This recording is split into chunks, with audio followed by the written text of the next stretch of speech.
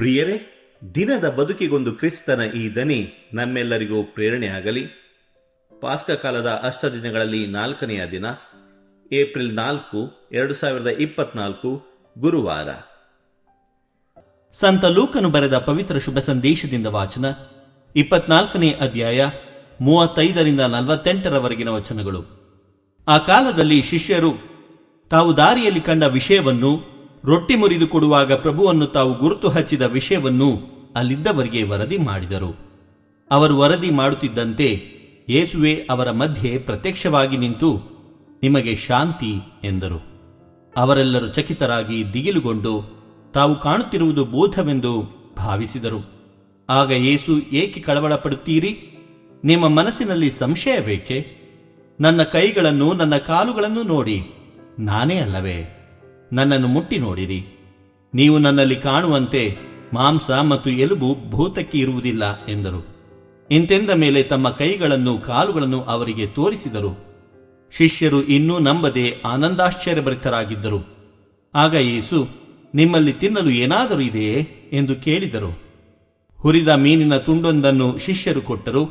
ಯೇಸು ಅದನ್ನು ತೆಗೆದುಕೊಂಡು ಅವರ ಎದುರಿಗೆ ತಿಂದರು. ತರುವಾಯ ಯೇಸು, ನಾನು ನಿಮ್ಮೊಡನೆ ಇದ್ದಾಗಲೇ ನಿಮಗೆ ತಿಳಿಸಿದ ವಿಷಯ ಇದು. ಮೋಶೆಯ ನಿಯಮದಲ್ಲೂ ಪ್ರವಾದಿಗಳ ಗ್ರಂಥಗಳಲ್ಲೂ ಕೀರ್ತನೆಗಳಲ್ಲೂ ನನ್ನ ವಿಷಯವಾಗಿ ಬರೆದಿರುವುದೆಲ್ಲ ನೆರವೇರಲೇಬೇಕಾಗಿತ್ತು ಎಂದರು. ಆಮೇಲೆ ಪವಿತ್ರ ಗ್ರಂಥವನ್ನು ಅವರು ಅರ್ಥ ಮಾಡಿಕೊಳ್ಳುವಂತೆ ಅವರ ಬುದ್ಧಿಯನ್ನು ವಿಕಾಸಗೊಳಿಸಿದರು. ಅನಂತರ ಮೊದಲೇ ಬರೆದಿರುವ ಪ್ರಕಾರ ಕ್ರಿಸ್ತರು ಯಾತನೆಯನ್ನು ಅನುಭವಿಸಿ ಸತ್ತು 3ನೆಯ ದಿನ ಪುನರುತ್ಥಾನ ಹೊಂದಬೇಕಾಗಿತ್ತು.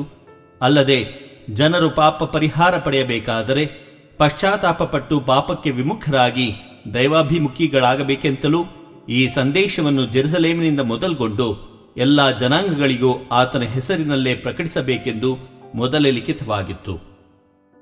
ಪ್ರಭುವಿನ ಶುಭ ಸಂದೇಶ. ಕ್ರಿಸ್ತರೇ ನಿಮಗೆ ಸ್ತುತಿ ಸಲ್ಲಲಿ.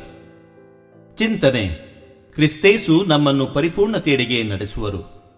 ಪ್ರಭು ಯೇಸು ಕ್ರಿಸ್ತರಲ್ಲಿ ಆತ್ಮೀಯರೇ, ಅಳುಕುವ ಹೃದಯಗಳಲ್ಲಿ ಧೈರ್ಯ ತುಂಬಲು, ಮಂಕಾದ ಮನಸ್ಸುಗಳನ್ನು ಪ್ರಜ್ವಲಗೊಳಿಸಲು ಯೇಸು ಪ್ರತಿಯೋರ್ವರಿಗೂ ವಿಭಿನ್ನ ರೀತಿಯಲ್ಲಿ, ಒಬ್ಬೊಬ್ಬರಿಗೂ ಒಂದೊಂದು ರೀತಿಯ ಸಂಕೇತಗಳ ರೂಪದಲ್ಲಿ ತಮ್ಮನ್ನೇ ವ್ಯಕ್ತಪಡಿಸುವುದನ್ನು ನಾವು ನೋಡುತ್ತೇವೆ.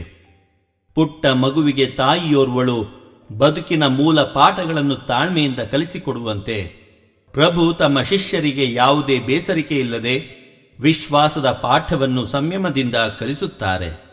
ಸುಮಾರು 3 ವರ್ಷಗಳವರೆಗೆ ಅವರೊಂದಿಗಿದ್ದು ಅವರ ಬೋಧನೆಯನ್ನು ಕೇಳಿ ಅದ್ಭುತಗಳನ್ನು ಕಣ್ಣಾರೆ ಕಂಡಿದ್ದರೂ ಮಂಕು ಕವಿದ ಮನಸ್ಸುಗಳಿಗೆ ತಮ್ಮ ಮುಂದೆ ಪ್ರತ್ಯಕ್ಷರಾಗಿ ನಿಂತ ಕ್ರಿಸ್ತ ಒಂದು ಭೂತದಂತೆ ಕಾಣಿಸುವುದು ವಿಪರ್ಯಾಸ ಅಲ್ಲವೇ?